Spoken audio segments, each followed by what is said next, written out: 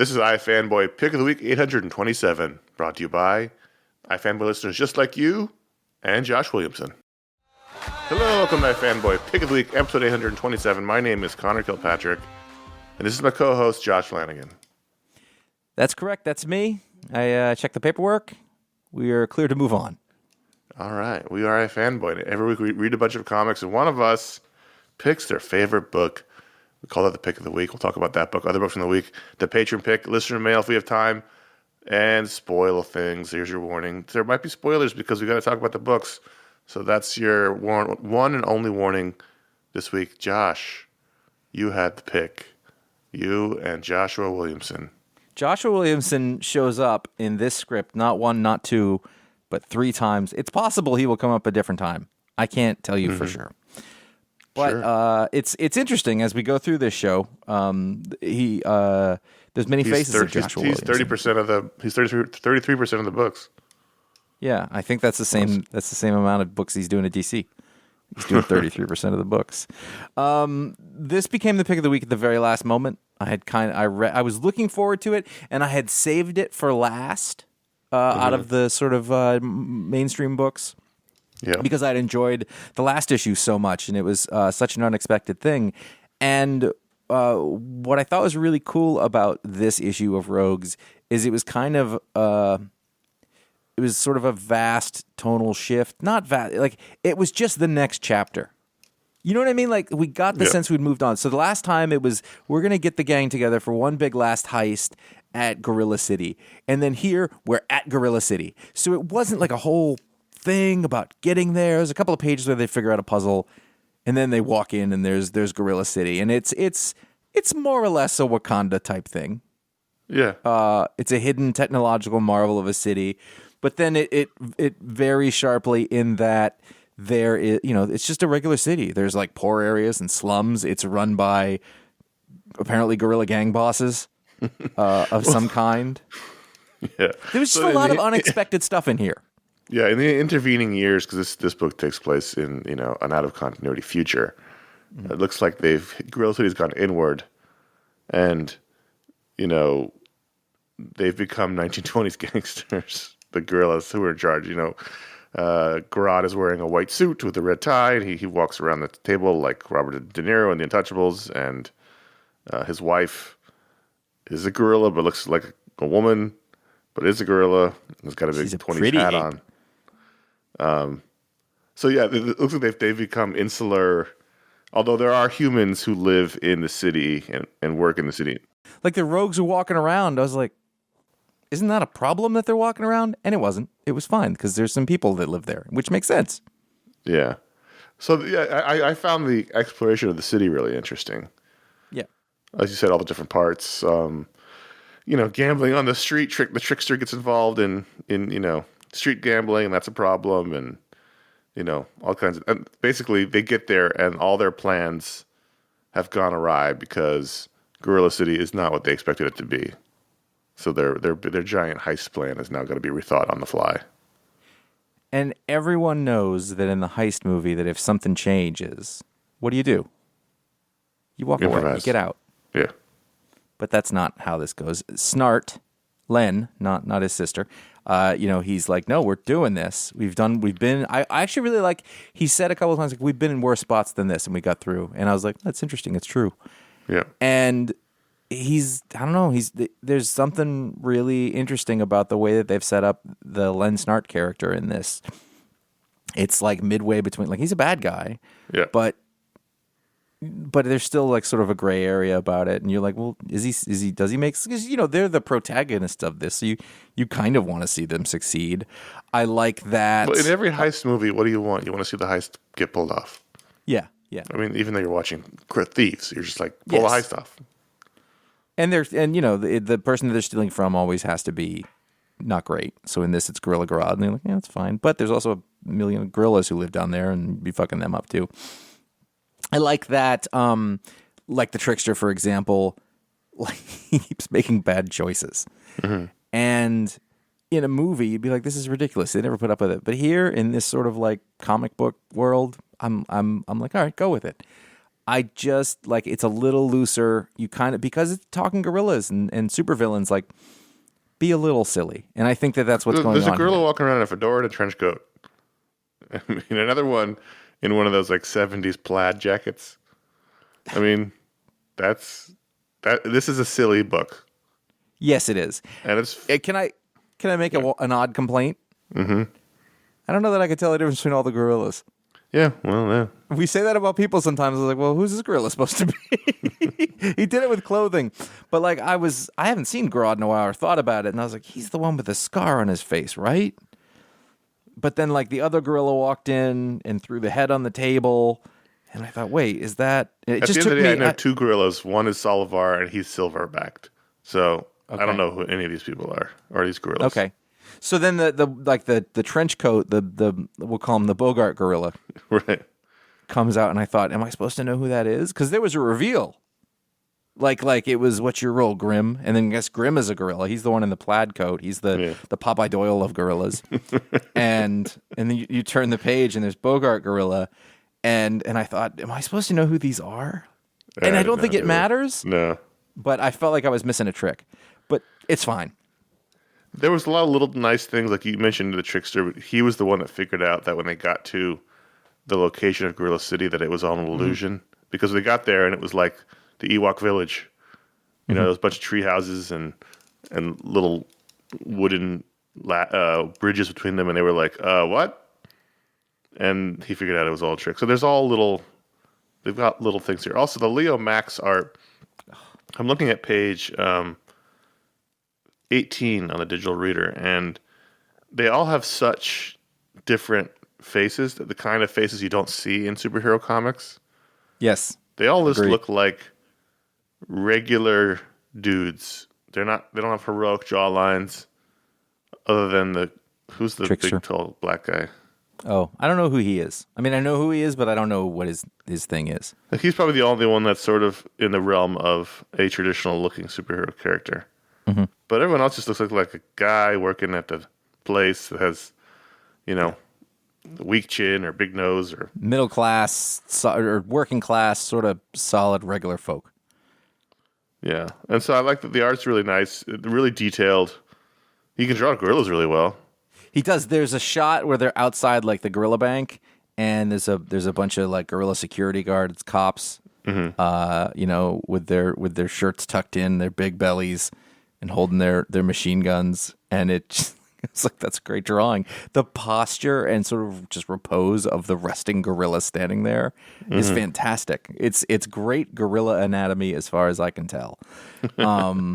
This is one of those artists that, like we said, he showed up, I think, on Basket Full of Heads, and I'd never seen him.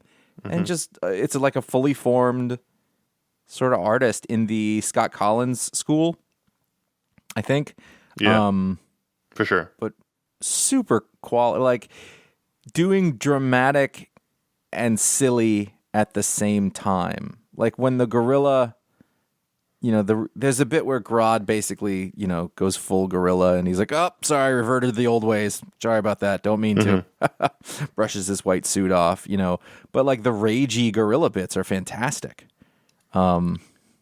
It's just a book I did not expect. I did not ask for. I wouldn't. Were you going to read it if you hadn't been Patron Pick? No, I'm almost sure I wouldn't have. And so I'm patrons really did this. glad. Yeah, that's true. I'm really glad because I saw that this was the second one. I didn't quite remember what it was at first when I saw the cover. I was like, "What is that?" Oh, and I was looking forward to it because the other one had been such a surprise and such a delight. Like the pitch of this would not be something that would make me interested in it, but the execution we mentioned was that it's a solid. silly book, but it's played deadly straight, and that's why it works and why it's also silly. Mm-hmm. Wait, is that Solivar? I think Solivar's he's wearing the plaid coat. That is? Oh, no, I'm sorry. No, because Solivar's like the deposed leader. Yeah, you're right. He's 'Cause not they were there. talking about Solivar as the plaid coat guy walked in, and I thought that was like a different kind of panel that was showing Solivar, but no, that's Popeye Doyle gorilla. Can I point out one of the other gorillas? Let's see if we go to page 34, and this is when Trickster is gambling with the people. And the gorilla at the table in the fedora with a feather in it, that is the guy from Taxi Driver. You know what I'm talking about? Yeah. He's in Taxi Driver. Note, as we go to the right, look at the gray, silver Polly Walnuts temples on the next gorilla. The gorilla after that is balding. He's a balding man gorilla. He's got the Costanza. It's great. I mean, like the art design in this is spectacular, and you kind of don't notice it because it's so natural. But all those things that we just talked about, like they had to be thought about, and then they had to be drafted. Well, then in the next several panels, there's Cool Guy Gorilla who's got he's sort of got the white T-shirt tucked in with the blazer rolled up. He's kind of like a Miami Vice gorilla. Yep. And then and he's got like floppy hair from. I think this is all great. That's Bronze Tiger, who is I don't associate with the Rogues, but that's who he is. I guess. And then on the page after that, if you look in the bottom lower left, there's a Tony Soprano shirt gorilla. It's so good. Like, and you can keep going. Like these panels are all super. There's a lot of this. The back of the Gorilla City is awesome. I want a book there. I want this book. Just the Gorilla City book, Crime in the Gorilla City. Oh man. Yeah, really good. I enjoyed this. It was good. I think Leo Max is terrific. Yeah, totally. I'm looking forward to seeing more of that, more of his work. This week we had a big new volume. We had The Amazing Spider-Man 895 or issue 1, depending on where your allegiances lie. And we all know where they lie, or they should lie anyway. This is a right way and a wrong way. So this is the new volume written by Zeb Wells, drawn by John Romita Jr. Now we're past the Beyond story. We're back to Peter Parker. And this was very confusing. Thank you. Intentionally so, but still was very confusing. It opens up with a single page outside York, Pennsylvania. There's a giant crater, and Peter Parker is in the middle of it, and he is all fucked up, and he is barely making noises, and he's clearly been in some sort of horrible explosion. And we cut to 6 months later, as opposed to normally, you flash back, right? That's the normal thing we've been come to become accustomed to for the last 20 years. Is you start with something shocking and then you flash back and then you get there. Right. This is the opposite. So, what happened outside York, Pennsylvania? When did that happen? If Ron was here, he'd be very confused. It's true. That was very difficult for him. When did this happen? Why did this happen? What did this happen? All the questions. How did this happen? And now we're 6 months later, and Peter has fucked up his life. He is stubbly bearded. Mary Jane Watson's. Well, that's a big reveal. That's a big spoilery reveal.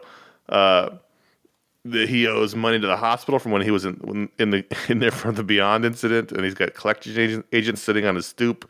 He's alienated his friends, which is not a thing that happens, by the way. Yeah, like everybody owes money to the hospital, and they just go pay whatever you want. And you're like, I pay $0.05 a month, and I'm like, fine, just pay it like that. They don't send people anymore. Well, there's got to be something else going on there. I know.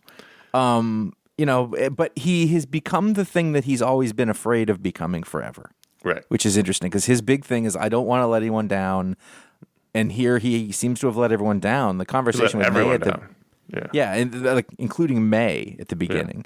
And he's mean to his friends. You know, Johnny Storm comes by, and apparently Johnny's still got at least another 6 months of this being way too hot. I guess. Maybe that's a metaphor, which I need that to be over, by the way. I'm done with that. I don't like it. I assume it has something to do with however Dan Slott is going to finish this up, and he's going to use it, and then he'll probably die. But I was confused, and I know that like it's a new thing. By the way, all new Spider-Man with the most known Spider-Man artist who's still living, whose father is the most well-known Spider-Man artist. Right. It's this time. It's all new, we promise. But here's this really traditional thing, which would bring up the next subject of John Romita Jr. back on this, and I thought it was pretty good. I loved it. Yeah, I thought it was pretty beautiful. Good Romita. Yeah, that was great. We've really leaned into the fact that Romita, there's no realism left in it. Like the dysmorphia of all of his characters is just part and parcel of it, and I'm cool with that. What's the style? I mean, it's always been the style. Yeah, but it's gotten more extreme. If you look back, it's like flattened out some. If you look back in the old days, it used to be a lot more spindly, and now things are a lot more squat. Mm-hmm. It's just a little different. It's just developed over time into a different thing, and it's whatever his artistic shorthand is. And I'm not complaining about it. But I also do think that I think his inkers do a hell of a lot of work. I'd like to point out that when we started iFanboy, Romita Jr. was our age. Shut your And now poor he's mouth. 65 years old. That makes he sense. was a relatively young guy at the scene. Well, no, because he'd been on the scene for a long time, even at that point. Yeah. For a long Yes, time. because he had done Thor when I was like 11.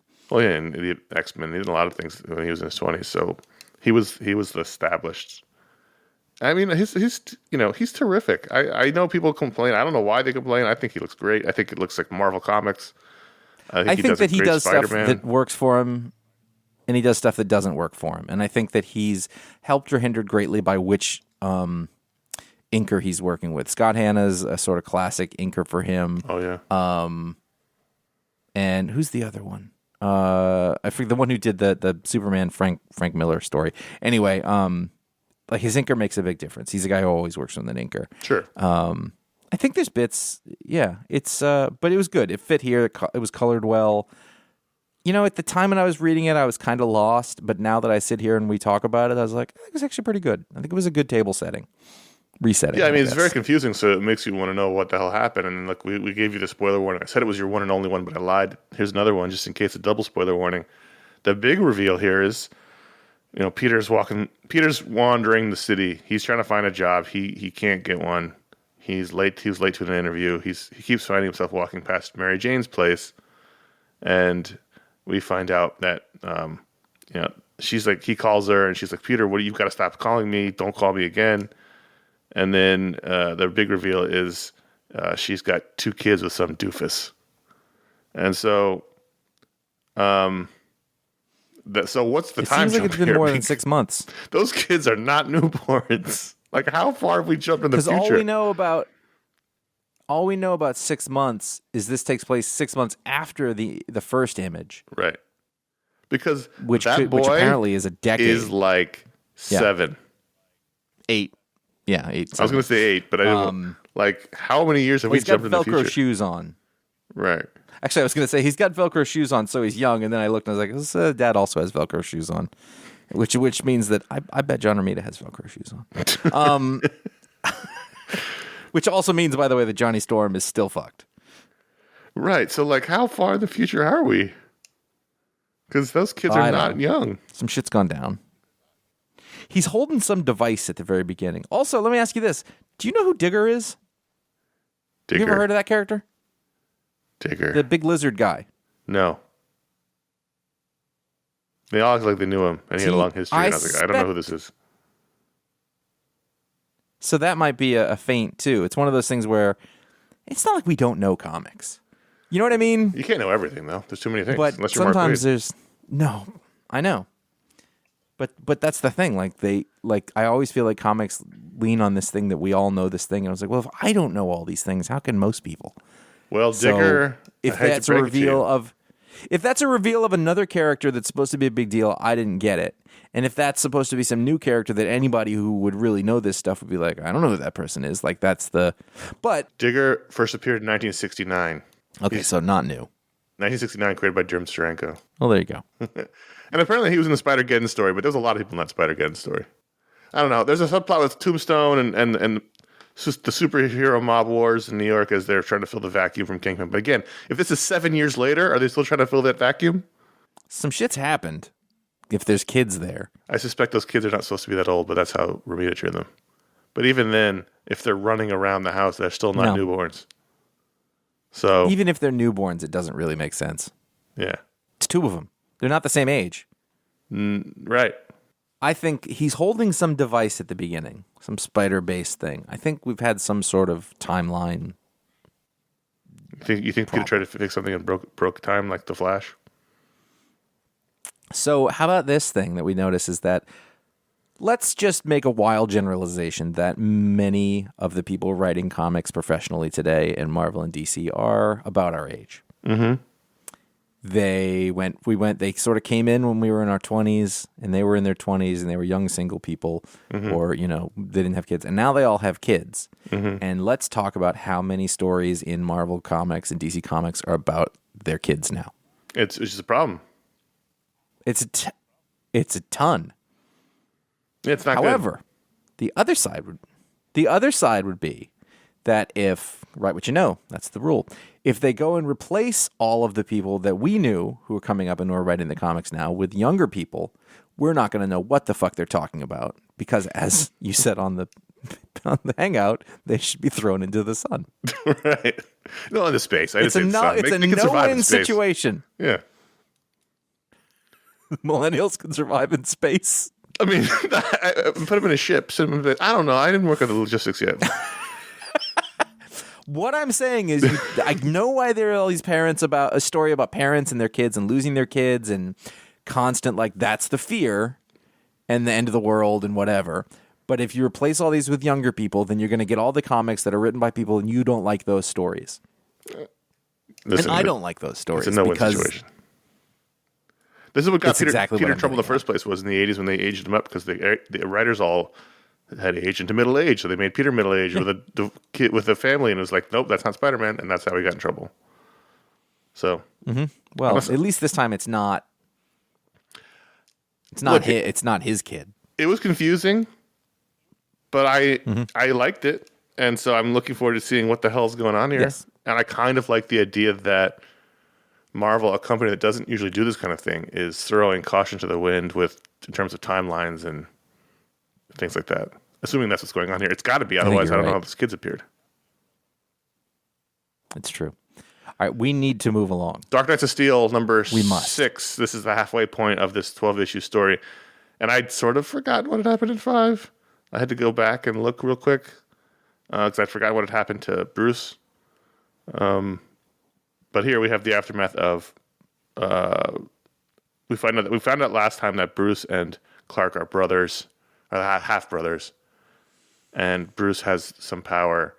And so then Clark stabbed him with a kryptonite blade and dropped him. And that's what I remembered that part. I didn't remember that he got picked up by the Kents. Yeah, I'd kind of forgotten, but I figured I'd wing it and figure it out as I went along, which is kind of what happened. I almost made this pick of the week. And I think it is that I think I'd mentioned this before, but they're not adhering strictly to the rules of the characters as we know them. Right. And so, like, the people who are aligned with each other in the regular DC universe are not necessarily aligned with each other here. And while the characteristics and personalities of them match what we're used to, nothing else does. And so it is extremely fresh in that way. Yeah. It just goes further afield. So many times it's just laying a template over what we've already seen before, and this setup is completely different. So it's really getting into that nature versus nurture, kind of, but it's such a wacky out there sort of basic conceit, is that it's Arthurian times and the all of the Kryptonians ended up there instead, but they've all become those heroes, and then Black Lightning, right? Yeah. He was the king. He's aligned with the Amazons. It's really nice world building, which the world building uses our familiarity to make a lot of shortcuts. I don't mean that in a bad way, just it saves time. But so that time can be spent building out the sort of strategic part of the world and who's aligned with whom and what are the wars that are happening and who are betraying who. And it's unfortunate, or it came out at the same time as Tom Taylor's other out-of-continuity book that he did for Marvel, Dark Ages, and this is sort of point-counterpoint, whereas Dark Ages moved too quickly and felt like we were reading an outline. This is 12 issues. He's really getting to dig into the world, which is something the Dark Ages didn't get to do. And so it's really enjoyable. And that's the other sort of contrast. That's the other contrast that sort of made me like this, is that I looked and I was like, okay, there's 6 more. Like this needs that much space, and it's compelling enough and it's entertaining enough to sustain that, I think. Right, and that means there's a lot more that's going to happen. I mean, obviously, but there's a lot more intrigue to happen.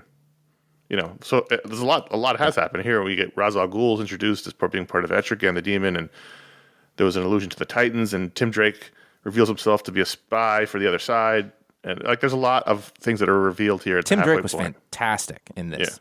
Yeah, I really liked his storyline where they're all mad that he was spying on them, and he's like, I'm not, yes, that technically is true, but I'm not here to harm anybody. I'm here to, and you believe it because again, that's that shorthand. Tim Drake is an honorable person, and he means all those things that he says. But it's very interesting. But then again, you can't necessarily count on that because you had Supergirl, who is an honorable person in our world, but in the DC world, but here she, in this book, she's murdered people. So you never just, and Superman's not even Superman here. He's more of a dick, which you could say is a Tom Taylor thing. He does a lot, but it is what it is. Yeah, it's true. It's true. Superman is his foil to a certain extent.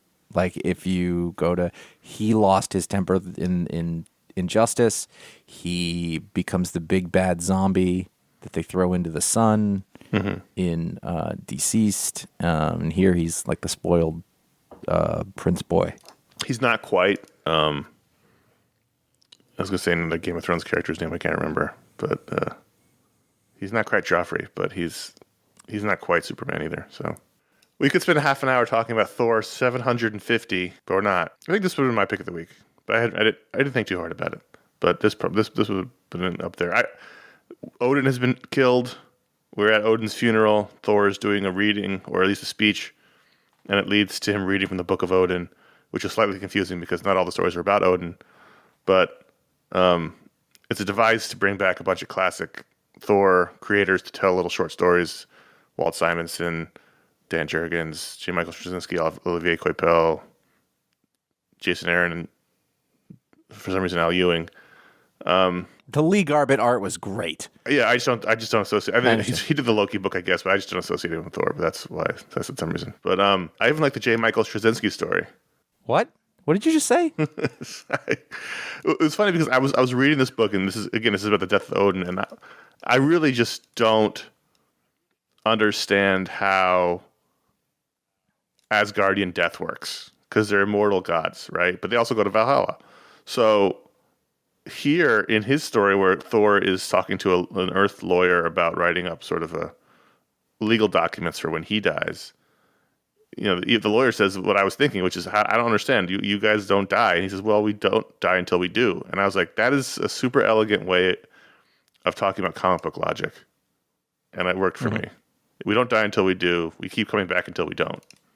I was like, okay, I get it. As long as you give Straczynski like an end page count, he can usually finish something. And the art was like great. If this had to go into next issue, forget it. Walt Simonson did the origin of Beta Ray Bill, which I didn't know. Jurgens did a fun one. Like I just thought this was a fun issue that Jason Aaron didn't have what's his name drawing it, but he has names have gone. That part of my brain has been damaged. Das Pastoris. I loved that art. The art's great. He's had some really interesting artists, but I was hoping it was going to be Esad Ribic, but it wasn't. It was. Yeah. But Das Pastoris is really good. That's it. I turned to that page and I opened it and it was like, it's more like traditional Thor. It looks like the Thor over in the Norse Gods book at Dark Horse. Yeah. But I was like, who is this person? This is gorgeous. I was really blown away. That was probably my favorite part of the whole book. I mean, I think in general, I liked this, but I did want to enjoy it more than I did. Mm-hmm. I got to each story and I was like, all right, and I thought it was fun. I don't know if I just wasn't into it at the moment or whatever. It was also, as I started, it was like Thor is dead, Odin is dead, and I was like, I literally don't remember that happening because it happens so often as to be meaningless. Yeah. That, I mean, I literally don't remember. I have a vague, because I know he went to pick up Odin and Odin was working at a bar. Right. And then they came to fight somebody, but it was getting mixed up in my head with images from the last Thor trailer that just came out. I was like, wait, is that the broken hand? Like I'm losing track of all of the things and the death. So at the beginning, I just go, I guess Odin's dead. I just accepted it. We're at the funeral. And this Thor is a slightly different version of the Thor who's now king and isn't sure and has lost his dad, because that's happened. Even if Odin wasn't dead, he's been lost 100 times in the last 5 years, it seems like. Mm-hmm. So I'm like, we're still dealing with this. It's fine. And I think I expected to hear Odin stories. Right. That's because when it opened up with a Beta Ray Bill story, and I went, wait, what? Because we're reading from the Book of Odin. But then I was like, okay, well, it's Thor 750, so they're doing a retrospective of Thor, which is fine, but that's not the conceit of the book. I don't think it held together like that. And I gotta tell, I got to the Al Ewing story, and I just stopped reading it. I looked at the art because I think the art's beautiful, but I was like, I do not understand or care about this. I didn't at the time. You know, you're right. The Straczynski story was. It was. I can't say it. Just say it. Just say it. The Straczynski story was interesting. It doesn't make any sense, but I don't care because that's comic book. Like, why would you bring up this lawyer? I don't believe he has any authority in Asgardian law, but whatever. It actually reminded me of the Contract with God when he had the rabbis or whatever, the learned wizened men write the contract. You know, and they brought this guy up like, I want to get this stuff sorted out. And it's like, no one's going to care about this piece of paper, Thor. Yeah, Balder and Loki are not going to recognize the authority of this guy. So, then we get back to the present day, and the conceit is that Odin is now stuck inside Mjolnir, or at least his consciousness, so he can talk to Thor and berate him from inside Mjolnir. Because when he went to Valhalla, the doors to Valhalla were broken, and everybody was gone. So Valhalla is gone, or at least he says Valhalla's gone. And so now he gets to live in the hammer, like Firestorm, and yell at Thor. Which again, though, feels like Valhalla's gone. It was like, all right. But everything for the past number of years has been, here's this thing you know about Thor. This one's dead. This one's taken away. Yeah. It's like, we're not even coming up with stories. We're just looking at the structure and going, what happens if we remove this thing? The world tree's dying. Donald Blake has been a different thing than you thought. Right. Over and over. I've been saying this for a while. It feels like for the last decade, Thor stories have just been about tearing Thor down. Mm-hmm. And after a while, you can only raise the stakes. You can't raise the stakes for a full decade because after a while, there's nowhere for the stakes to go. So now what? Well, that's it. That's exactly what I'm saying. I think is the thing is like the Thor, like Odin's dead. Okay, Valhalla's gone. Fine. You know, like I get it. It keeps every time it's the end of the world, and I know that it's comic books and it's supposed to be, but like the end of the world doesn't mean so much anymore. Also, there's a 200-foot trash fire in Delhi, so how is this supposed to worry me? Yeah, it's tough. It's tough. You know, we mentioned Das Pastores on Thor, and similar styled Riccardo Federici on Action Comics 1042 I think it's very similar, and might be my favorite thing about the book. His style works for what the story they're telling, which is a big fantasy, Boris Vallejo kind of Esad Ribic. It's fantastic. Yeah, I like this. I don't fully know what's going on in the details of it, but I don't think that so much matters. As a sort of an Elseworlds story, and I'm only talking about the Superman on War World story. I don't read the backups. This Mongol thing. Yep. It's so overwrought and ridiculous, and it has no consequences back on Earth that I'm into it. Right. Nor does it make any sense.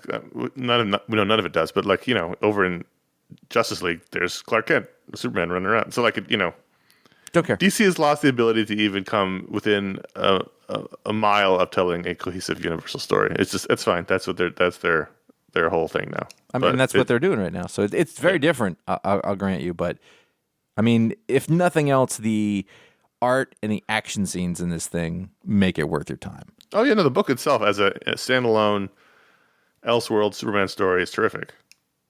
I don't want to read a story about Superman. I don't want the quote unquote real Superman to be depowered, living on War World. But as an Elseworld, it's great.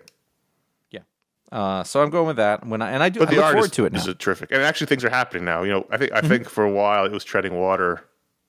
It was interesting water, but it was treading it. Now finally, something's happening where they've started their revolution. So it can't sustain from here.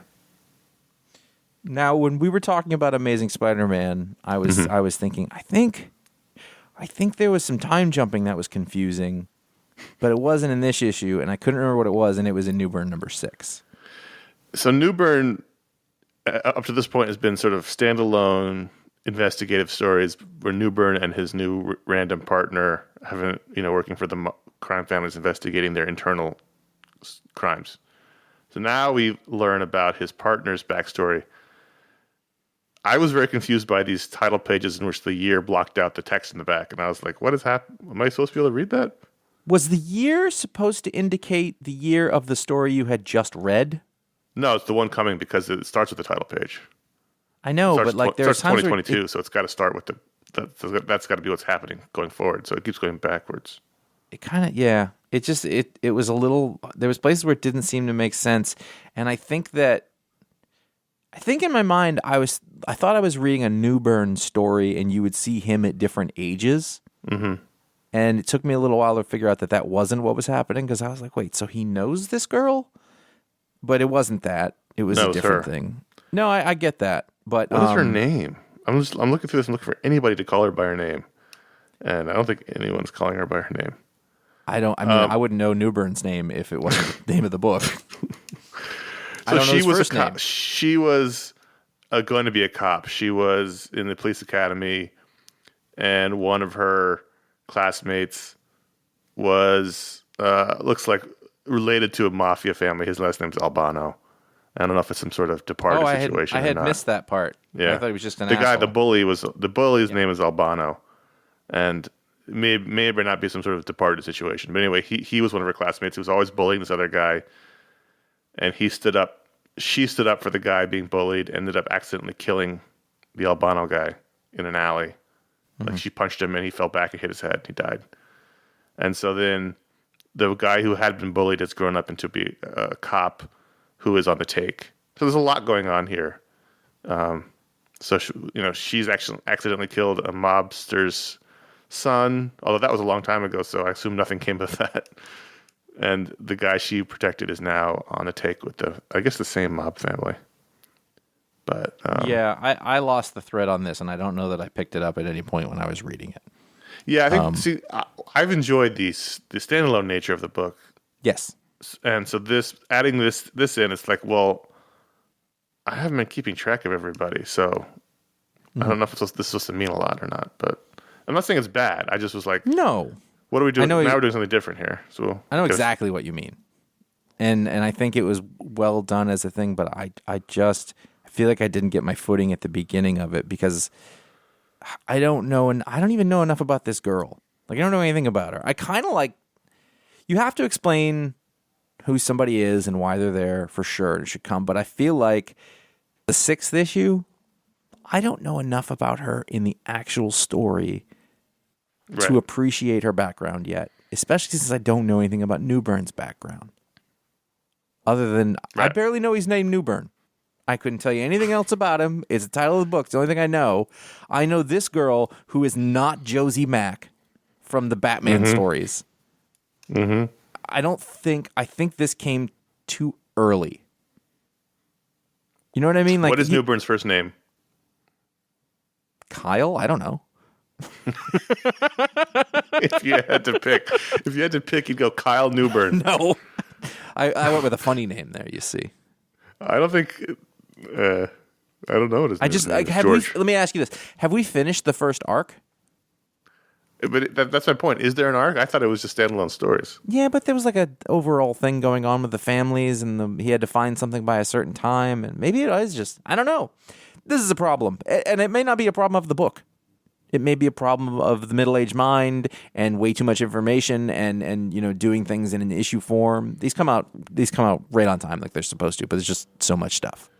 I like it. I like the issue. The story itself was interesting. It just I'm trying to figure out what my footing is supposed to be. That's all. Mm-hmm. I think that's correct. Silver Surfer Rebirth number 4, the second to last issue from Ron Mars and Ron Lim, the Rons. I really like this issue. It opens up with a nice little tribute to the history of Silver Surfer, in which reality has been broken. So the Silver Surfer from this 90s book world runs into 4 other Silver Surfers who are initially at least drawn to look like Kirby and Buscema and Mobius and Allred from the different eras of Silver Surfer. And after that first page, they don't really stick to that drawing style, but not too much anyway. But so someone asked on our Patron Discord what this book was, because Jack of Hearts is on the cover. We're going to get to that in a second. They thought maybe it would tie into She-Hulk. This book does not tie into anything. It is taking place in 1992. This is not tying into anything you're reading right now. It is taking place firmly back when I paid way too much money for Silver Surfer 50. That being said, it's the summer of Jack of Hearts, Josh. He's on the cover. He's He wasn't. He was barely in the book. He shows up and he is immediately dispatched by Thanos. But I enjoyed the fuck out of this book. Is he going to be in a movie?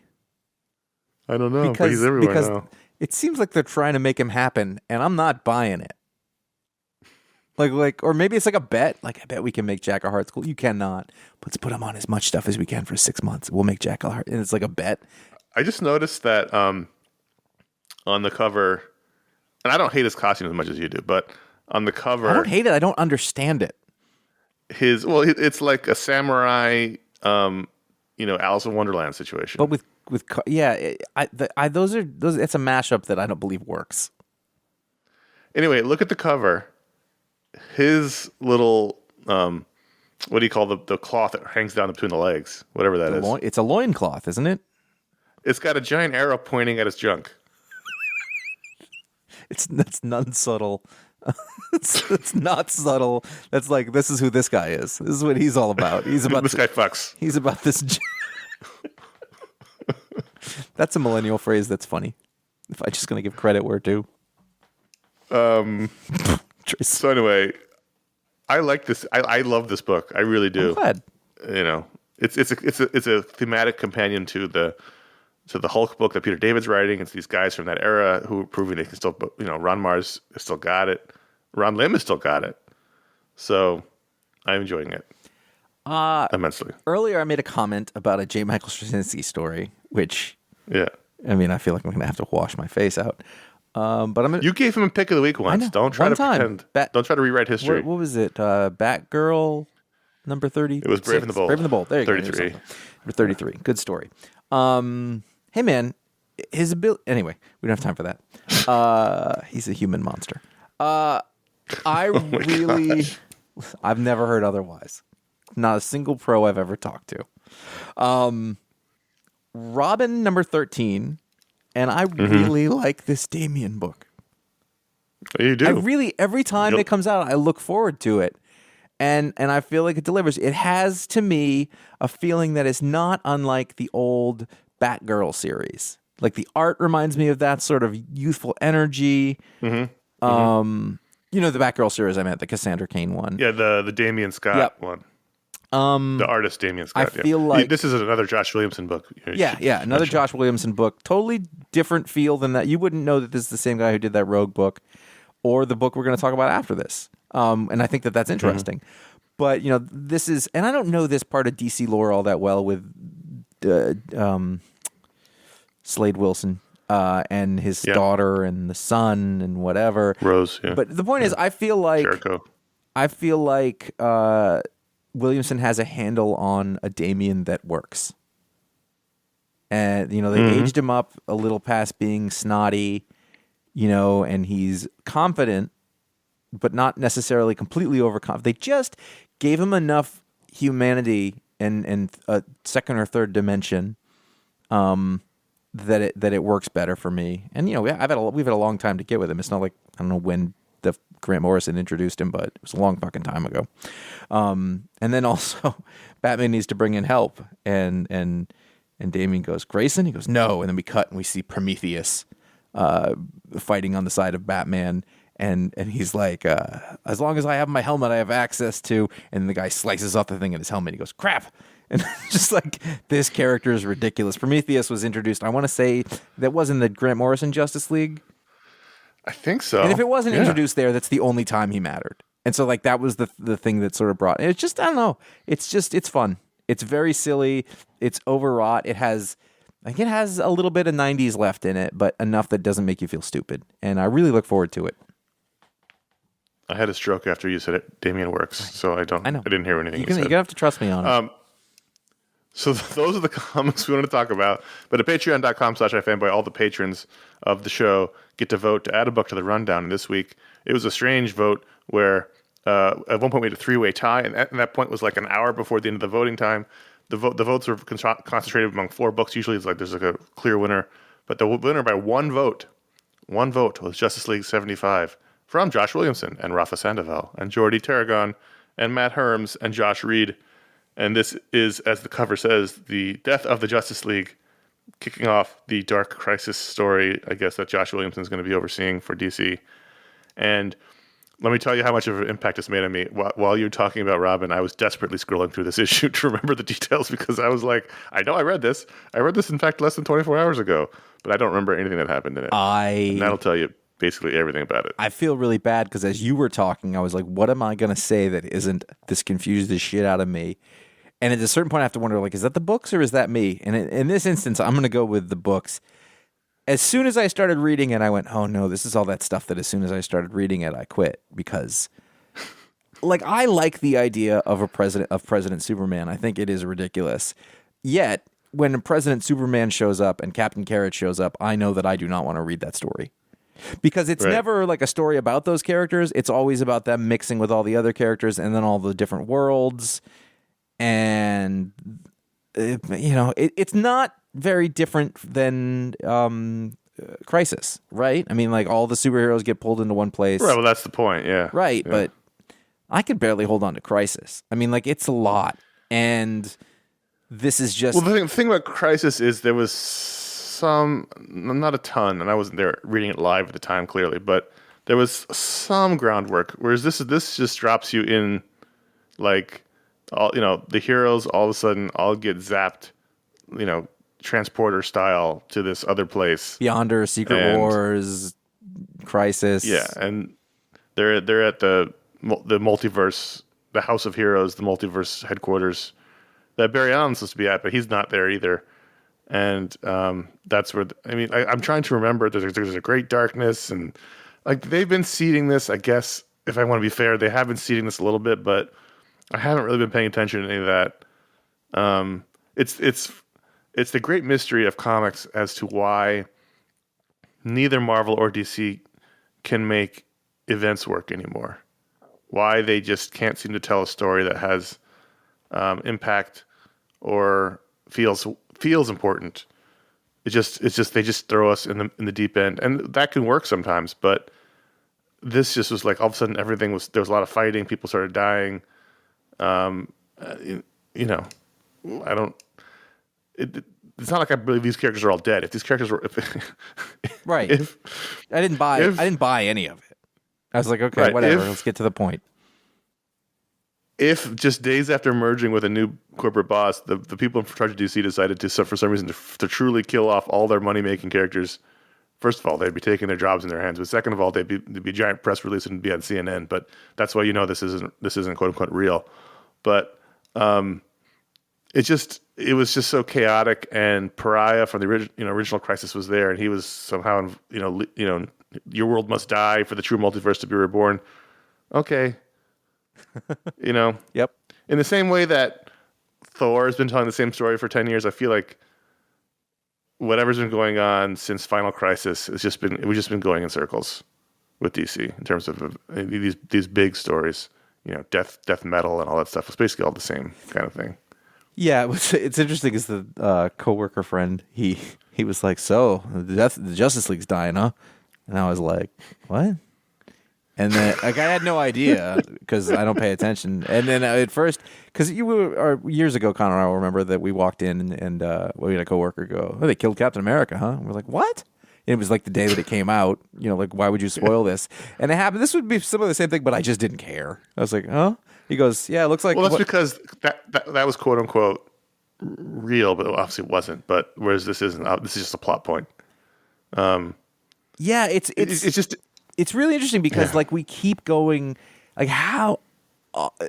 okay, so Death of Superman happens. Death of Captain Marvel was a big deal, and then they wait 10, 15 years to do Death of Superman. Let's say 10 years to do Death of Superman, and that was a huge... and then Death of Robin, Death of Superman, those are the big ones. Yeah. And then after that, it starts speeding up, and now, every week. And the people have died over and over again. Death of Wolverine. Well, They in the same way they're trying to. Marvel's been chasing Civil War, and DC's been chasing. They chase the sales, the sales. I know, but does this even work anymore? Like, is this the best they have? Well, I mean, again, no one's buying 10 copies of this book because they think this is true. It's not true. Right, it's not real. The point being, like, when are they going to be like, hey, I don't think this Death of whatever works for more than like a 2% bump. So why don't we think of a different thing? Or is man. this all that anyone can think of? Like, are we there? And I don't even think that any of these, a lot of the comics we're talking about, where we're talking about this thematic problem, it's not that the books are bad. It's just that the underlying concepts are just boring and retread. They're doing their best with them. I don't think there's bad craftsmanship going on, but like the basic structure of the thing is just like, hey, they're dying again, and you're just like, who cares? It doesn't mean anything. I just wish I could figure out what the difference is between this and Final Crisis. What is the difference between whatever the last Marvel event was and Civil War? You know, like why were those two other ones super exciting and felt important and got all the readers, you know, really running out buying books and excited to talk about them, as opposed to now where we're all just like collectively like, like what is the difference? And I don't know what it is. I mean, this is a retread of that. Like there's nothing new about it. There's nothing. I mean, Final Crisis is basically a retread of. Oh, listen, I didn't love that. So Crisis, and also that's what that felt like. I'm saying it's just what is the difference in the industry, in the readership, in the people that you could put the covers of every major quote unquote event up on the wall in front of me, and I probably wouldn't be able to tell you any of their plot lines after Final Crisis, just because they're just so inconsequential. I don't remember the plot. I don't know Final what the Crisis difference is. Like, do you remember it? Like, you mentioned that a lot, so I guess that made an impact on you that it didn't on me. Yes, it was the last great event. It was terrific. Okay, fair enough. That was But also, Grant you Morrison. can't deny that the fan base at the time was super into it. Well, I mean, I think that's got a big thing to deal with it. Is that the fan base between then and now is completely changed. Like the people reading comics and the people making comics are the same people, but the people buying comics are reacting entirely differently. Like back then, that's Grant Morrison and J.G. Jones. That moves units on its own back then. Now, nobody moves you. I know we've talked about this, together, and I think we've talked about it on the show, but there's no name that moves units anymore. There's no creator. There is like probably in indie books they do, but it's not a significant needle. But in mainstream comics, you can't put anybody on a book. Frank Miller doesn't matter. Bendis doesn't matter. No one does. And I think that had a lot to do with it because these creators are teaming up to do this thing, and that would matter, and that doesn't anymore. This is Josh Williamson, who is fantastic, and like nobody loves DC Comics, and honestly, nobody works harder than that guy at making good comics. I know this, but he's not a name really, other than like a solid name. He's if he was a sports guy, like he's on the team. He's a point guard. He's a solid veteran point guard. He does great stuff, but he's not on a poster. Rafa Sandoval, great artist, not a superstar. Like none of that's there. Right. I don't know, but there aren't superstars. Is the point? Like to me, it would be like if I have to use sports again, but like I don't watch college basketball because I don't know who anybody is. So I don't know who the superstar is. And so you're watching because of the team. You're not watching because of players. And I feel like that's this. You go, Superman and Batman are in this. I'll read this. But nobody cares about the people making it anymore. Other than us, and we're old. It's just weird. It's just strange. I mean, this left zero impact on me. I don't know that it was bad, but it certainly wasn't good. That's true. It didn't. All that stuff being said, you still have the opportunity to grab a thing. But like, is it what it was? Is this what it's supposed to be? And if so, did it accomplish that task? I don't know, because I don't understand what this task is. So, but it didn't make. And to be fair, it's not issue one of a new event. It's a prelude to Dark Crisis. So the event hasn't even started, but it doesn't bode well that the zero issue can often be confusing. And this is a zero issue if that's the case. Yeah. But it doesn't feel any different than any of the others. It felt like once all of the multiverse people start showing up, as soon as I saw Captain Carrot, I went, oh, I'm going to give... You're out. I was like, I mentally checked out, and this might be for somebody, but I know because of vast experience, it is not for me. Yeah, that's fine. And it's fine. So ratings on Justice League 75 ratings. I'm at a 2.5. I'm going to right down the middle. That's exactly where I was going, 2.5. Yep. Because it wasn't bad. The art was good for the most part, and There's a couple of bits here and there that I enjoyed, but for the most part, I finished it, and it just immediately left my mind. It may have been an amazing paella, but I don't eat fish. It's your loss. Yeah. No, I recognize that entirely. So sticking with it, are you going to read the first issue of Dark Crisis when it comes out? No, unless for some reason it comes out and like people are like, oh my God, this is amazing. But it isn't going to be that because I know what it's going to be. It's going to be a thing I'm not interested in. I'm just not into I don't really like Infinite Crisis or Crisis on Infinite Earths or they're not my favorite things. All right. Patreon.com/iFanboy. That is where every patron can vote to add a book to the rundown. Okay, real quick, how can you help iFanboy? Patreon.com/iFanboy. All the patrons help us directly. We appreciate that. They get to vote on things. They get hangouts. All kinds of fun stuff happens there. iFanboy.threadless.com is where you can buy T-shirts. iFanboy.com/support is where you can do a PayPal tip if you feel like it. iFanboy.com/Amazon is where you can find our Booksplode books as well as a general shopping link. And, of course, on our Booksplode posts, you'll find links to bookshop.org books that help local bookstores when you make purchases. And we do appreciate all the ways you help the show. Thank you very much. You keep the show going, and we appreciate it. I will talk then. Wait, hold on. One of the great things that you get is if you donate the $5 or higher level, you can get a patron power. And I'm going to tell you right now, we're running low. We're right there. So if you've been thinking you wanted to get on this, it's a good time to sign up. Well, we've done like 800 of these. I realized that too as I had that. I was like, oh, wow, we've done many of these. And honestly, I'm going to tell you, I don't think we're getting worse at it. I don't think we're running out. I thought we would have by now. Like, it would just be like, hey, he's the fucking paperclip guy. Paperclip stuff, but it's not. They're still fun. 800. Wow. Well, I mean, I can look while you're doing yours. It's fine. You do yours, and I'll look. So Kyle Firestine is the tailor. He can instantly like he can magic. I think it's Firestine. Okay. Just the way it's written down. Harvey Firestine and Kyle Firestine. That's what I heard. Kyle Firestine is the tailor. He can magically, by way of mystical force, instantly adjust your clothing to fit correctly. If it is pinching and bunching, he can move the things around. He can do shoes. Not even the tailor probably couldn't have. He could fix the shoes. It's a little tight on the toe. It's tight on the sides. Wave of the hand, and the fit changes, both to be more comfortable and more flattering to the form. He's the tailor. That was our 982nd power. Wow. So I swear I'm not high.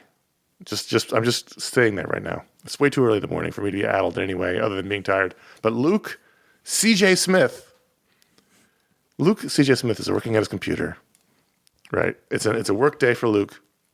He's got to send an email. He types his email up, and he hits send. And what happens is, above his monitor, a pigeon appears with a little note in his little thing, and it flies away with his email. It lands on the computer of the person he wrote it to, and the email appears on their screen. When they write back, the pigeon takes the email, brings it back to Luke C.J. Smith. He is a magical email pigeon. Your little preamble, I was like, what the fuck are you talking about? It's gonna be, and now I'm like, yeah, you sound a little fucked up. Like, wouldn't this be amazing? And then you say, and the person you're saying is, like, no, it's not amazing. That's stupid. Why would anyone do that? Luke doesn't get to choose, So he didn't get like optic beams out of his eyes. He got magical email pigeon. But like, it's much less efficient than if he had no magic email pigeon at all. It's true, and that's something that happens. I mean, whether he's emailing on his phone, the pigeon appears above his phone or whatever, but his emails are delivered via magical email pigeon. So he's basically living in like the Harry Potter world, but with a pigeon instead of a cool owl.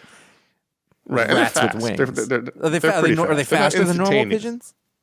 Yeah. I mean, they're not instantaneous, but they're. If I email somebody in England right now, they're going to get it right away. Right. Like this, the pigeon is like a day. It might take them about an hour. Okay. Still, you still might want to text. Yeah. Wait, does it only work for email, or is it like, does it all like WhatsApp or? Well, if you follow the Saturday Night Live joke of text being tiny emails, then a tiny text pigeon appears above his phone and sends his text messages. Can I take a diversion? This is Luke C.J. Smith. Now, normally, C.J. stands for some initials in there, But Luke does Right. not start with a C, nor there is another J. So is CJ something that was added in? Why is he CJ? No, Does he drive a Jeep? Some people have two middle names. My sister has two middle names. Okay.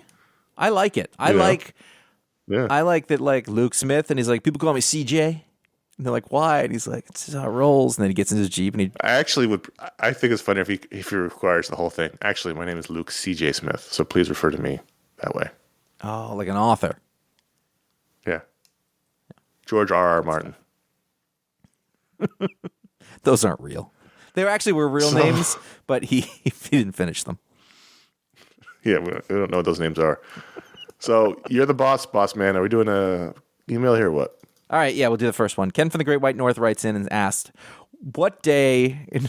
let's self-aggrandize ourselves. Thanks, Ken. Oh God. What day in iFanboy history above all others do you wish you could relive, and what day do you wish you could have mind wiped from your memory? I don't know. Mind wiped from your what memory. do we do? All right, so I mean, if you want to talk about what day in iFanboy history, and this is really interesting, is that like we've had a lot of great days, and I think that to me the high point of this whole thing forever has been this sort of. It was in May of 2008. We went to Stan Lee's office and we talked to him for an hour and filmed it, and that to me was, and it is not because we got to meet a famous person, and I'm not like we've met a lot of famous people and whatever. But it was that, and now who knows, how much he was putting on an act, but it felt like we were hanging out with Stan, and he was present and cool and interesting, and we all had a really fun time, and it wasn't, oddly enough, it wasn't false at all. It was like a real experience with the thing. That's the first thing I'd point to. A specific day, absolutely. It's hard, because we've been doing this for almost for 20 more than 20 years. So there's been a lot of days. I want to think about some day where you and me and Ron were up at like 3 a.m. trying to finish something, and it devolved into like laughing fits for some stupid reason. Those would be good days to relive. I just can't think of why or when they were. I mean, if I had to pick a specific day, probably the Stanley day. It was a good day. We were in LA. We had tacos. We had a pool in our hotel. We went to Stanley's office, and it was like all the things about it were good. The whole day was good. Yeah, you're right. But yeah, I mean, but there's been so many good days of just like friends making this thing and laughing till you're crying because some dumb editing thing somebody did, and somebody went, "Hey, look at this," and then we started, Well, remember we were in my old place in Brooklyn. We were editing one of the con shows, and that was the one where we did Ron chasing after Robert Downey Jr. When somebody did the flash to black and white freeze frame, and we put the Goodbye Horses music in, and we all started laughing like crazy, like stuff like that. Yeah. Yeah, I think I mean, if I had anything, it would be, there's times like where we were doing things where I was I was either nervous that I didn't know what I was doing, or I was impatient because I didn't know how to appreciate it at the time. Not Goodbye Horses, Spandau Ballet, remember? Yeah. Yes. Yeah. So like the Goodbye first Horses would be a different vibe. The first year that we were going around doing interviews at Comic-Con, and I was telling somebody about this the other day. I was like, no, we were the first people to do that. And I don't mean like the next year there was people with cameras everywhere. The year we did, no one was talking to comic creators on a video camera. Like, was not a thing. I will take credit for that. We, not I. I would have appreciated that. I would have been like, oh, look at this cool thing that we're doing. Like, instead, we felt like we were in the way and we were bothering people and trying not Imposter to. syndrome. Yes. Yeah.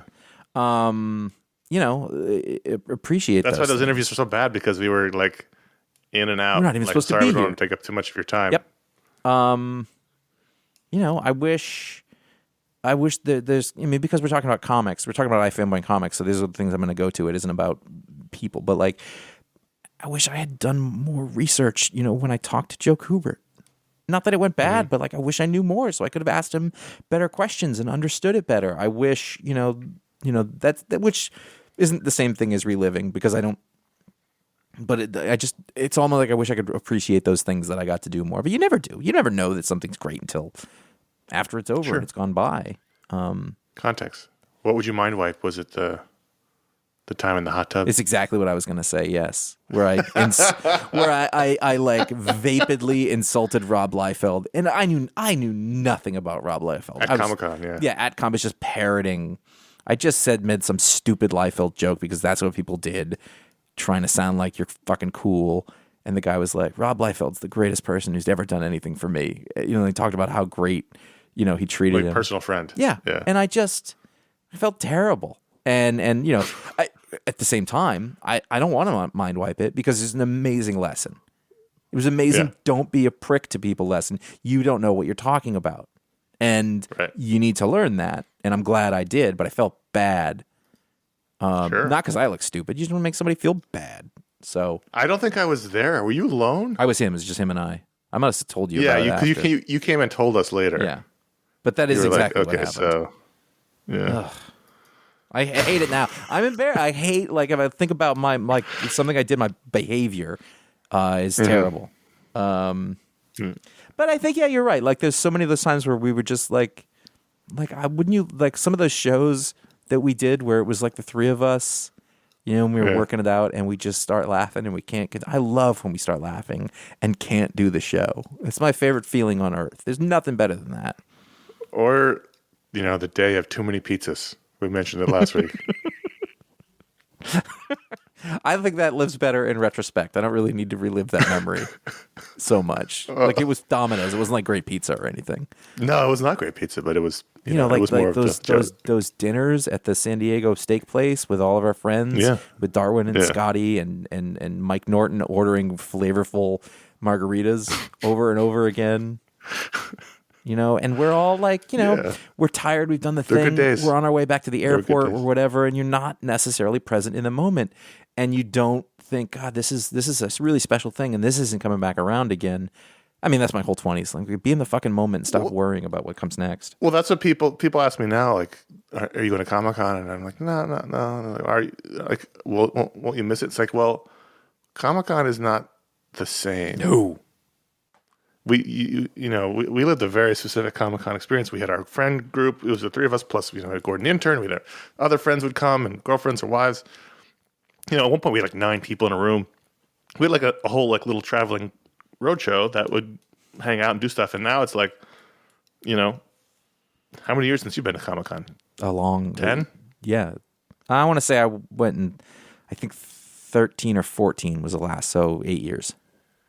Ron hasn't gone in years. I used to go for my work, my day job for a while. I don't work there anymore. It's but what am I going to do? I'm going to buy comics that I don't need. I'm going to stand in line and meet people. There's nothing. It's my friends. Right, my point is we had the dragon has been chased. We had those years. I had a very different, also fun professional comic life there for a couple of years at my other job doing events and things.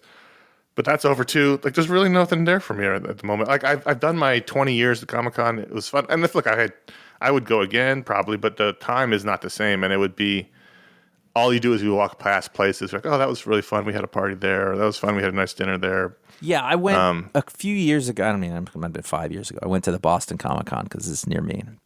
I got in and I went and I talked to some friends. I had and then I think I had lunch with somebody, I don't know, Scotty, or I went, and I had a long conversation with some of our other friends, but I had nothing else to do there. I went and I talked to my friends, and it was good. I had drinks with another guy who's doing comics now, and actually, you know what I loved?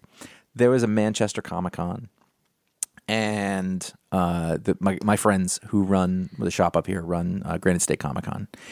And a number of years ago, I haven't been anywhere in the past couple of years, but Mitch Gerrits was a guest at that one, and Charles Soule was a guest at that one, and him and I used to be fairly good friends. And we're not enemies now, which is, but until he crossed me. There was this bit. He started doing Star Wars books, and I was like, "Fuck this!" And it was kind of a lame show, so we just kind of got to hang out a lot. But there was this one bit where I was in the lobby of one of the hotels, and I was with Ron Mars.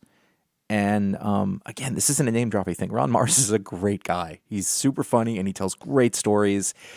and he was telling us all these stories about the cross-gen days and how fucking insane it was, and just like on and on. And it was like, oh, this is great, because you learn the stories behind the big story that you only knew part of. Because you'll look at cross-gen and go, that was crazy, right? I don't know if you haven't heard cross-gen, go look it up. It was like a rich guy decided to start a publishing company, and he hired all these people from comics, and he made them all move down to a compound in Florida. They lost money hand over, like big names, like Mark Waid did this. They lost money hand over fist, and then it was over. And you know, and Ron was sort of just telling the stories of those things, and it's just great. It is so cool to like know the history of all these things and why it happened. You know, comics folk are just working folk, so you know, you get a good opportunity. Anyway, like that, I can picture myself sitting there. I loved that moment. You know, to be on the inside of comic book world, and I don't mean it that way. Like, oh, I'm in and you're not. Comics people are great people. Comics pros are my favorite people, just hands down. You know, for all sorts of reasons. But those are the things I miss. You know what? Just because it sounds like the, I loved the parties that we had with the fans. When I think of how many people who listened to the show or watched the show who we became genuine friends with over the years, and it's like dozens of people now. That was fantastic. No, I miss those rooftop iFanboy parties that we used to do. And the ones that I always picture the ones in New York, the sort of sweaty, we're late, we don't have a voice, you know. That was great. Hey, did Mike Myers just walk through this party?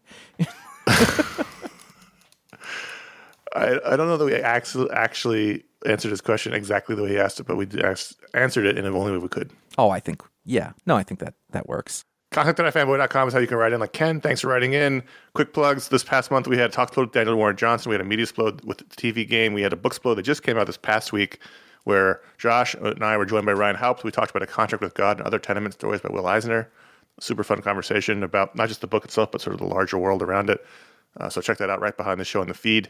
In May, which is now, we have shows. We'll have a Talk Explode with Josh. We'll be interviewing somebody. We'll have a Media Explode. And then we'll have the Doctor Strange review at some point. All those shows will come out. We just don't know exactly when, but keep your ears and eyes open, and they will appear before you. And if you liked what you've heard today, for some reason, and you go, there's lingering imposter syndrome right there. We were talking about it. Like, there's just like, I don't, and also there's like my New England, like, I'm not that great, just so you know. You can find all of our shows and writings and everything we've ever done from iFanboy, to the extent that it exists, over at ifanboy.com.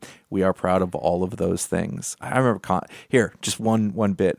Connor and I were in Boulder, Colorado, at Graphically, who had purchased us. Oh, right. Let's talk about an experience there. And at the same, like, we were tired and we were trying to do all this stuff, but we had jobs to do on the site because that was what we were doing. And it was like, we need a post for top 5. And we were like, top 5 boots. And I remember, post in 5 minutes that I still remember to this day.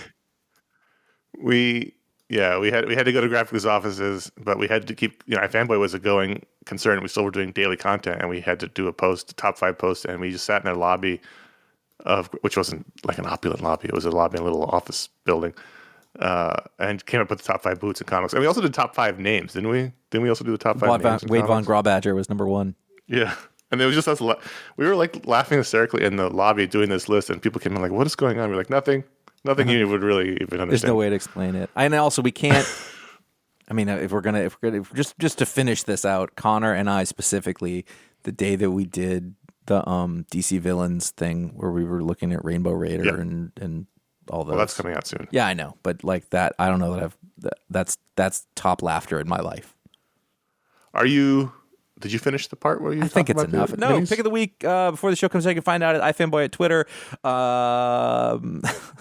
Twitter X, or iFanboy Comics on Instagram. You can follow us individually, CS Kilpatrick and Jay Flanagan on Instagram. You can subscribe to our YouTube page at youtube.com/iFanboy. There's a handful of minis that are left coming back, which were our short daily shows for a time period.